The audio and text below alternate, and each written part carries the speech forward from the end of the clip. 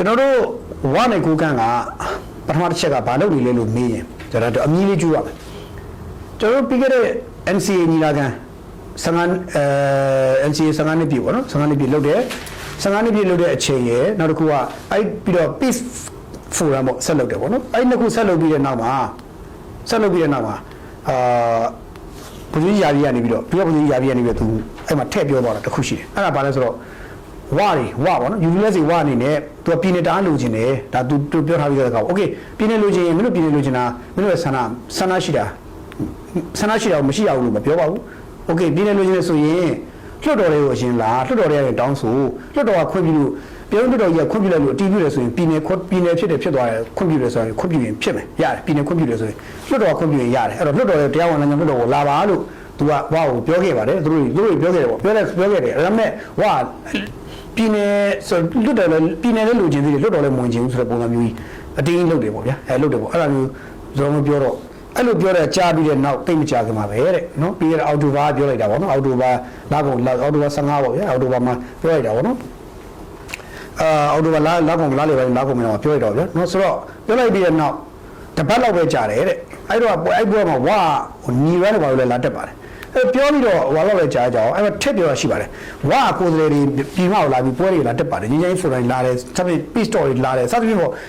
ညီညီလေးကန်းတွေတွေ့တယ်အများကြီးလာပါတယ်တဲ့လာပေမဲ့လာတိုင်းမှာလာတဲ့ကိုယ်စားလှယ်တွေကတကယ်တိုင်းပြည်ရဲ့အခြေအနေကိုနားလည်သွားတယ်တိုင်းပြည်တိစောက်ပုံစနစ်ကိုနားလည်သွားတယ်ဒီ Federal Democracy တွေစသဖြင့်ပေါ့တိုင်းပြည်သွားမယ် trend တွေတခုလုံးသူတို့နားလည်သွားတဲ့အတွက်သူတို့ရဲ့သက်ဆိုင်ရာဒေတာကိုပြန်ပြောက်တဲ့ခါပြန်ရှင်းပြတဲ့ခါကျလို့ရှိရင်သက်ဆိုင်ရာဒေတာရောက်တဲ့ခါမှာသူတို့ရဲ့အထက်အရာရှိအာဏာပိုင်တွေကဘာပြောလဲဆိုတော့ဒီကောင်ဗမာကောင်တွေစီးဝင်လာခံလိုက်ရပြီဒီကောင်ဗမာတွေရဲ့ဟောစီးဝင်လာခံလိုက်ရပြီးတော့ဒီကောင်ဗမာဘက်တော့ဒါဖြစ်သွားပြီဆိုတာမျိုးဆွဆွဲခံရမျိုးရှိတယ်တဲ့အဲ့တော့ဆွဆွဲခံရပြီးတော့ဆွဆွဲခံရမျိုးရှိပြီးတော့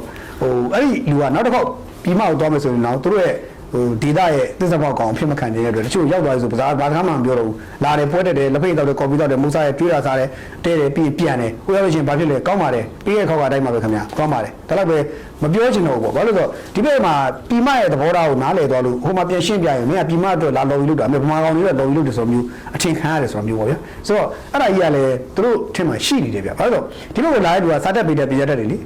ကိုမချန်နေတဲ့လူတွေကစားတက်ပေးတယ်လားဆိုတော့တနက်ကင်ထားတာတနက်ပဲကိုင်းလာစားတတ်ပေးလိုက်တယ်တနက်ကကိုင်းပြောရဲသူတနက်နဲ့ပဲတိုင်းပြည်ကိုအုပ်ချုပ်မယ်ဆိုတဲ့ကောင်တနက်နဲ့ပဲသူ့ဒေသကိုအုပ်ချုပ်မယ်ဆိုတဲ့လူမျိုးတွေပုံများတယ်အဲ့တော့ဒီလူတွေတော့ရှင်းပြလို့မရဘူးတနက်သမားတနက်ကိုင်းထားပြီးတော့သူ့ကိုစားနေပြီနဲ့ရှင်းပြလို့တချို့ကလည်းနားဝင်တာမဟုတ်ဘူးအဲ့တော့ပြောရင်တော့ရှုပ်တယ်ပေါ့ဗျာအဲ့တော့ဖြစ်ကုန်အဲ့လိုဖြစ်ပြီးတော့ပြောရင်တော့လောကကိုင်းအနေနဲ့ခက်တယ်ဆိုပြီးသူပြပြတယ်အဲ့တော့ဝါအဲ့ဒီလိုမျိုးပြည်နယ်လူချင်းလွတ်တော်ကနေလာလွတ်တော်တွေပြောပါလို့ဝါကိုပြောလိုက်တဲ့ကိစ္စနဲ့ပတ်သက်လို့ဝါအဲ့ဒါကိုနည်းနည်းစိတ်ကောက်သွားတဲ့ပုံပေါ်ပါတယ်ဘာလို့လဲဆိုတော့တဲ့အရင်တော့ဆိုလို့ရှိရင်တဲ့ဟိုပန်လို့ဒီဘက်ကကောင်းလုံဘက်ကနေပြီးထွက်ပြီးတော့ဖောင်စိတ်တောက်ဖြတ်ဒီဘက်ဆိုဟိုပန်မျိုးအဝင်ထိတ်ကနေစပြီးတော့တောက်လျှောက်ဒီဘက်ကိုကနေတောက်လျှောက်ဝါဒေတာတစ်ခုတစ်လျှောက်လုံးမှာတဲ့အရင်တော့ဆိုရင်မြန်မာနိုင်ငံတော်အလှန်တွေရဝါအလှန်တွေရထောင်တယ်တဲ့နော်ဝါအလှန်တွေမြန်မာနိုင်ငံတော်နဲ့ထောင်တယ်တဲ့ဒါပေမဲ့အခုပြောတာဝါအလှန်မြန်မာနိုင်ငံတော်မထောင်တာတဲ့ဟိုပြောတလကျော်လောက်ရှိပြီတဲ့လုံးဝအလှန်တွေဖြုတ်လိုက်ပြီတဲ့မြန်မာနိုင်ငံတော်အလှန်လည်းမထောင်တော့ဝါလည်းမထောင်တော့ဘူးဖြုတ်လိုက်ပါပြီတဲ့ဆိုတော့နိုင်ငံတော်လန်ကိုရင်တော့ထောင်ခဲ့တယ်ဆိုတာကရှင်းပြောတော့ဝါလိုရတဲ့နိုင်ငံတော်လန်ထောင်တယ်သူ့ကိုကာကွယ်ယူဖို့ဆိုရင်အခြားနိုင်ငံတွေရဲ့အကာအကွယ်ယူခြင်းနဲ့ဆိုရင်နိုင်ငံတော်လန်ထောင်တယ်သူတို့ချုပ်ဆိုနိုင်ငံတော်လန်ခောက်ပြီးတော့ဟိုအမိုက်ဘိုးလေးပြစ်ထားတယ်ဒီလိုမျိုးမျိုးဝါလုတ်တယ်ဆိုတာတော့ဟိုပေါ်နေတော့တာပေါ့ဗျာအလံလိုရင်သုံးတယ်မလိုရင်မသုံးနိုင်ငံတော်လန်လိုရင်သုံးတယ်မလိုရင်မသုံးပေါ့ဒီလိုမျိုးဖြစ်လာတော့တွေ့ရတယ်ဆိုတော့ခဏတော့ပြောမယ်နိုင်ငံတော်လန်ဆိုတာကွာမင်းလည်းဖြင်တရက်ပါကွာဘာမင်းဘာပြောနေဆိုဖြင်တရက်လို့ပြောရင်ဖြင်တရက်ပဲဒါပေမဲ့စိတ်ဝိညာဉ်လို့ပြောရင်စိတ်ဝိညာဉ်ပဲဗျတချို့ရတယ်စိတ်ဝိညာဉ်နဲ့ဆိုင်တာနိုင်ငံတော်လန်ဆိုတော့ကျွန်တော်နိုင်ငံသားအားလုံးစိတ်ဝိညာဉ်ဖြစ်ရစိတ်ဝိညာဉ်မဖြစ်ဘူးဆိုရင်တော့အဲ့ဒါနိုင်ငံတော်လန်သစ္စာဖောက်တာနိုင်ငံတော်သစ္စာဖောက်တာတူပဲနိုင်ငံတော်ဆိုရင်အကြီးပဲဒီလိုဖတ်ထားလို့မရဘူးဒီလို area ယူသွားပြီးတစ်ခုချင်းလိုက်ဒီဖတ်တော့မယ်နိုင်ငံတော်လန်အဲ့နိုင်ငံတော်ကိုစားပြုတဲ့ဟာအဲ့တော့နိုင်ငံတော်ကိုဖတ်ထားတဲ့ကဲလို့နိုင်ငံတော်လန်ဖတ်ထားတာနိုင်ငံတော်ဖတ်ထားတဲ့တူပဲနိုင်ငံတော်အလံစော်ရတာလေဒါရှင်းပြောရင်တော့နိုင်ငံစော်ရတယ်နဲ့တူတူပဲအဲ့တော့နိုင်ငံချစ်စိတ်ဆိုတာအဲ့ဒါကိုပြောတာပါမျိုးချစ်စိတ်နိုင်ငံချစ်စိတ်ဒါပေမဲ့လူမျိုးစုပဲချစ်တယ်ဆိုရင်တော့အဲ့ဒါ तू ဟာနိုင်ငံသားမဖြစ်ထိုင်ဘူးလူမျိုးစုပဲတက်ရှင်တယ်လူမျိုးစုပဲချစ်တယ်ဆိုရင်အဲ့ဒါနိုင်ငံသားမဖြစ်ထိုင်ဘူးကျွန်တော်တို့ကတော့ရှင်းတယ်လူမျိုးစုပဲမချစ်ဘူးကျွန်တော်ဗမာမချစ်ဘူးရှမ်းမလေးလည်းချစ်တယ်နော်ကချင်မလေးလည်းချစ်တယ်ရခိုင်မလည်းချစ်တယ်ဟိုဗာလဲချင်းမလည်းချစ်တယ်မော်မလည်းချစ်တယ်နော်နောက်တာမဟုတ်နော်တကယ်မဟုတ်တော့နောက်တာဆိုတော့ဘာလို့ကျွန်တော်ဗမာတယောက်အနေနဲ့အကောင်လုံးကိုကျွန်တော်ခြုံစဉ်းစားပေးတယ်ခြုံပြီးစဉ်းစားပေးတယ်ဘာကြောင့်လဲဆိုတော့ကျွန်တော်တို့က လူမျိုးစုပဲချစ်တဲ့အမြင်ကျဉ်းမြောင်းမှုကိုကျွန်တော်အဖြစ်မခံနိုင်တာနိုင်ငံအောင်ချစ်ရမယ်ဒီစိတ်ပဲရှိအဲ့တော့လူမျိုးစုချစ်တယ်ဆိုတဲ့အမြင်ကျဉ်းမြောင်းမှုနဲ့ကျွန်တော်မရက်တည်ဘူးကျွန်တော်အဲ့လိုစိတ်ပါအဲ့တော့ဒီဝါအခုအဲ့လိုမျိုးအလှန်တွေပါလေဖြုတ်ပြတယ်ဆိုတဲ့ကိစ္စအသိရွေးချက်ရှိတယ်လို့ဒီပဲသိရတယ်ဒါကျွန်တော်မြန်မာသွားခဲ့တဲ့သေချာလုပ်ခဲ့တဲ့သူတွေကသေချာပြပြတဲ့ဟာပါနော်သေချာသူတို့ investigate လုပ်ပြီးကျွန်တော်စီရေးပို့လာတဲ့သူတို့ရဲ့ဟာတွေပေါ့နော်အချက်လက်တွေကျွန်တော်တို့ဒီမှာဖော်ပြထားတာပါနော်ဆိုတော့နောက်တစ်ခုကအလှန်နေသိမရှိတော့သလိုဘာထက်လို့လဲဆိုတော့ဟိုပန်မှာဆိုရင်အုပ်ချုပ်ရေးရတဲ့ခုလုံးဝင်သွားပြီ